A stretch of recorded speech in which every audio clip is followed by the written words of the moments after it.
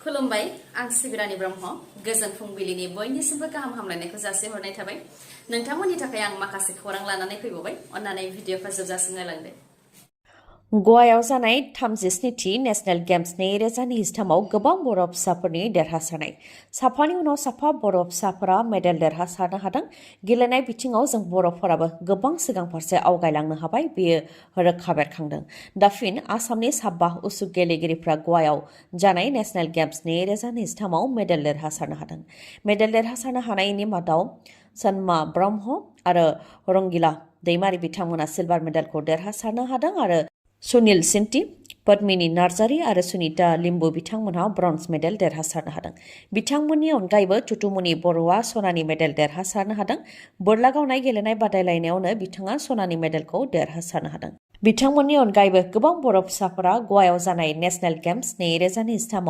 Medal देरहासारनो हादों आरो फैबाय थानाय समावबो जाहाथे बर' फिसाफोरा मेडेल देरहासारनो हाबावो बेनि थाखाय आसा खालामनाय थाबाय फिन बिजेपिनि दैदेनगिरिखौ बुथारनाय जाथाय गोफार हाथियारजों गाग्लोबनानै बिजेपिनि मावथिखौ बुथारदों छत्तीसगढ़आव जादों बे बुथारनाय जाथाया जायनाखि छत्तीसगढ़आव फैगौ 7 नभेम्बर अदेबानि गाबोन आरो 17 नभेम्बराव बिधानसभा बिसायख'थि खुंजागोन बे बिसायख'थिनि थाखाय फोसावदिं मेल खुंबाय थानाय समावनो बिजेपिनि जिल्ला भाइस प्रेसिडेन्ट रतन दुबेखौ बुथारदों रतन दुबे बिथाङा छत्तीसगढ़नि नारायणपुर जिल्लानि भाइस प्रेसिडेन्टमोन बिसायख'थिनि थाखाय बिथाङा कौशल नगर गामिनि खाथिनि हाथायाव फोसावदिं मेल खुंगासिनो दंमोन जेराव रोजा रोजा सुबुंफोराबो थुबुर जादोंमोन बेयावनो जिल्लानि भाइस प्रेसिडेन्ट रतन दुबेया बिबुंथि लाखिबाय थानाय समावनो थुबुर जानाय सुबुंनिफ्रायनो ओंखारबोनानै रतन दुबे बिथांखौ उनथिंनिफ्राय गाग्लोबफैग्रोदों बेबायदि गाग्लोबनायनि उनाव जिउ रैखाथिनि थाखाय बिथाङा गावनि गारि फारसे खारलांदोंमोन बेयावबो गोबां सुबुंफोरा थांनानै बिथांखौ बेंखनहैदों आरो गोफार हाथियारजों बिथांनि सायाव गाग्लोबदों जायनि जाहोनाव जायगायावनो जिउ खोमानो गोनां जादों रतन दुबे बिथाङा जाथाय जानायनि उनाव रतन दुबे बिथांनि गोथै देहाखौ पस्टमर्टेमनि थाखाय दैथायहरनाय जादों आरो बे बुथारनाय जाथायाव नाक्सालाइट उदखारि हान्जानि आखाइ थानायनि सन्देह खालामनाय जादों थार जाथायनि सायाव रोखा जानो थाखाय पुलिसा नायबिजिरनाय हाबाखौ मावगासिनो दं 14 नं चिरां दुवाराव हाग्रानिफ्राय ट्रेक्टर दंफां दाननानै लांनायनि भिडिअखौ नों आरो आं जों बयबो नुदों जायनाखि दंफां हमग्रा अरन NGO आरो रायजो राजाया दंफां लाबोनानै हमजाग्राफोरखौ बिटिसिनि EM फेरेंगाजों दानानै होजानाय NGOनि माखासे सोद्रोमाफोर होनानै सिनायथि होनानै अजद होबोदोंमोन नाथाय बेखौ लानानै बिटिआरआव सोलिदों राजखान्थि बेफोर गासै जाथायाव BPF बा खाम्फा बरगयारि बनसु आरो अल आसाम ट्राइबेल स्टुडेन्टस इउनियननि आखाइ थानायनिसो उल्थायै अजद होदों मिरु लाइमोन UPPLनि सोद्रोमा अमिय कुमार नार्जारिया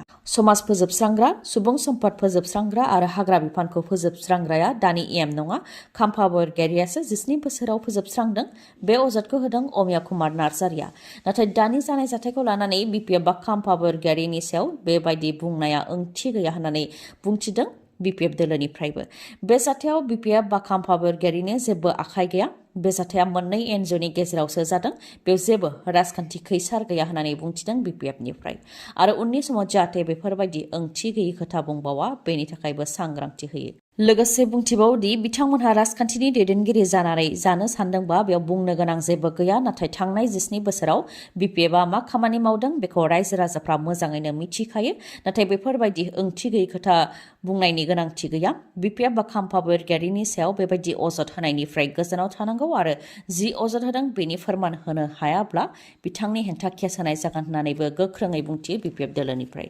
जेनाखि बे जाथायनि सायाव सोरखारनि फारसेनिफ्राय नायबिजिरनाया जागासिनो दं बेयाव सैथोआ मा बेयो बेरखांगोन होननानैबो बुंथियो BPF दोलोनिफ्राय लोगोसे बिथांमोना फोरमायथिबावदोंदि थांनाय 17 बोसोराव हाग्राखौ खाम्फा बरगयारिया फोजोबस्रांदोंना फोजोबस्राङाखै बेखौ रायजो राजाफ्रा नुखादों सिगांनि समाव दंफां हमोब्लाबो दंफां आरो गारिया रेन्ज बा DFO अफिसफोरावनो सेवलाङोमोन नाथाय दा दंफांफोरखौ फानजोबो बेनि अनगायैबो सिगांनि समाव चिरां दुवाराव गंसेबो दंफांनि मिल खुलिनो होनाय जायाखैमोन नाथाय दा जायगा जायगा दंफांनि मिल दं बेनो फोरमान होयो हाग्राखौ सोर फोजोबस्रांदों रायजो राजाफ्रा बेखौ बिजिरगोन होननानैबो बुंथियो लोगोसे सिगांनि समाव हाग्राखौ जेरैबायदि रैखाथि होदोंमोन बेबायदि रैखाथि होनो थाखायबो दानि सोरखारखौ बुंथियो BPF दोलोनिफ्राय जेरावनाखि दंफां खावनायनि थाखायनो चिरां दुवाराव गावथारनायबो जानानै थांबाय अब्लाबो दिनैसिमबो मानो बेबायदि जागासिनो दङ सिङाव थारैनो खैसार दं आरो बेफोर गासैबो बन्द जानो नांगौ होननानै बुंथियो BPF दोलोनिफ्राय वर्ल्ड कप क्रिकेट 2023 फिन भारतनि देरहासारनाय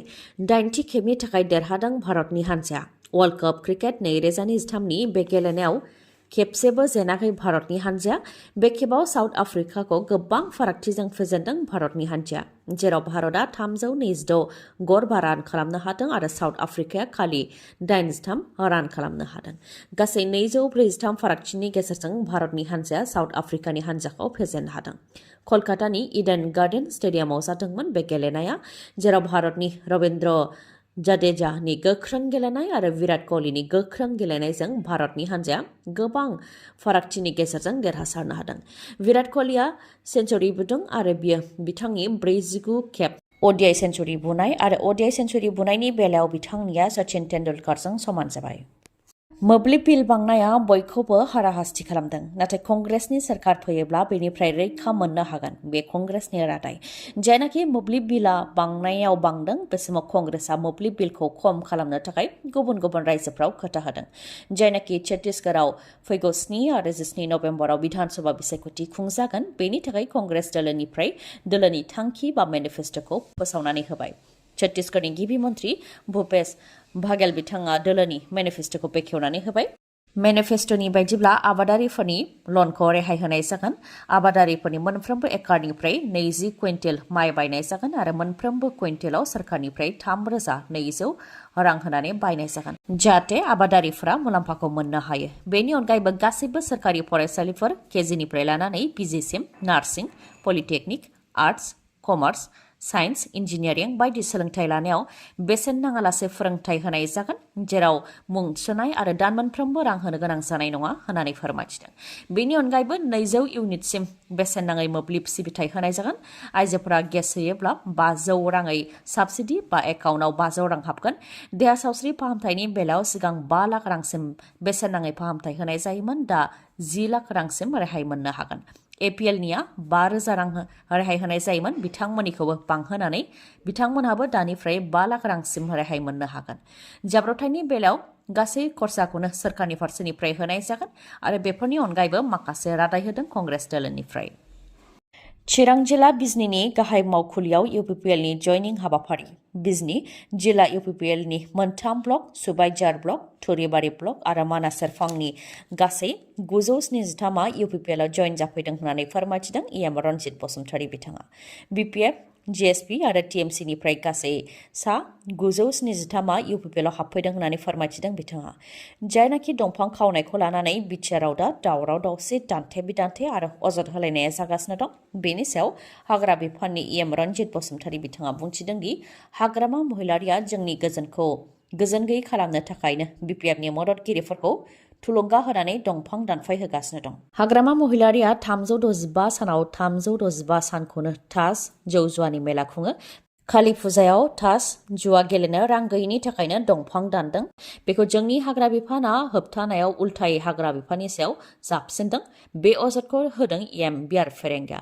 बेनि अनगायैबो बिथाङा फोरमायथिबावदों दि हल्थुगाव उल्थापानि ओनसोलाव बिपिएफनि गेदेर दैदेनगिरिफोरा आरो हाग्रामा महिलारिनि नखरनिफोरनिया हादानाव हा दं। गासैबो हाग्राखौ फोजोबस्रांजोब्बाय। बेखौ होबथानो थाखायनो जोंनि अदेबानि इएम फेरेंगाजों दाजानाय सार्भिस प्रभाइडार NGOआ गोसो मोदोम जिउ होनानै नाजागासिनो दं होननानैबो बुंथियो फेरेंगाया। नाथाय रायजो राजाफोरनि सोंथिया बेबो, जुदि बिपिएफनिफ्रा हाग्रा दानस्रांगासिनो दंब्ला सोरखारा मानो बिपिएफनि हाग्रा दानस्रांग्राफोरखौ हमनो हायाखै? चिरां जिल्ला बिजनी ओनसोलनि थागिबिफोरनि थाखाय मोनसे जोबोद गोजोनथाव खौरां।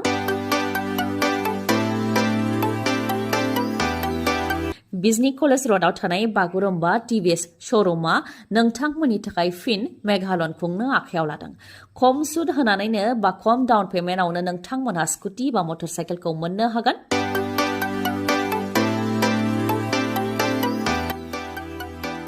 9,999 रां होग्रोनानैनो नोंथाङा टिभिएस स्कुटिखौ मोननो हागोन। 15,999 रां होग्रोनानैनो नोंथाङा टिभिएस आपाचिखौ मोननो हागोन। 10,999 रां होग्रोनानैनो नोंथाङा टिभिएस राइडारखौ मोननो हागोन आरो 6,999 रां होग्रोनानैनो नोंथाङा मफेड बा एक्सेल 100खौ मोननो हागोन। बेजों लोगोसे जायखिजाया स्कुटि बा मटर साइकेल बायोबा बेसेन नाङालासे गंनै हेलमेट मोननो हागोन। लोगोसे सीट कभार आरो टेंकि आबुं जाजासे पेट्रल मोननो हागोन।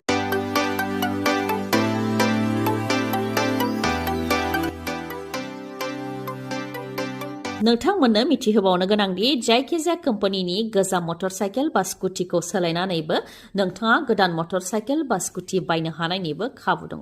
अब्ला नोंथाङा जिंगासिनांगौनि जेबो गोनांथि गैया। बेफोर अफारा 5 नभेम्बरनिफ्राय जागायजेननानै 9 नभेम्बरसिम थागोन। बेनिखायनो नोंथाङा गोख्रैनो बागुरुम्बा टिभि श'रुमनिफ्राय बाइक बा मटर साइकेलखौ बायनानै लाबोनो हागोन। आबुङै मिथिबावनो हास्थायोब्ला 7002132259 नङाबा 8638131734। दिनैनि भिडिअआ एसेनोसै। गाबोन आरो गोदान भिडिअजों लोगो मोनफिनबावगोन। नोंथाङा दासिमबो आंनि चेनेलखौ साबस्क्राइब खालामाखैबा अन्नानै साबस्क्राइब खालामदो, लोगोसे लाइक, कमेन्ट आरो शेयार खालामनो दाबाव। गोजोन्थों।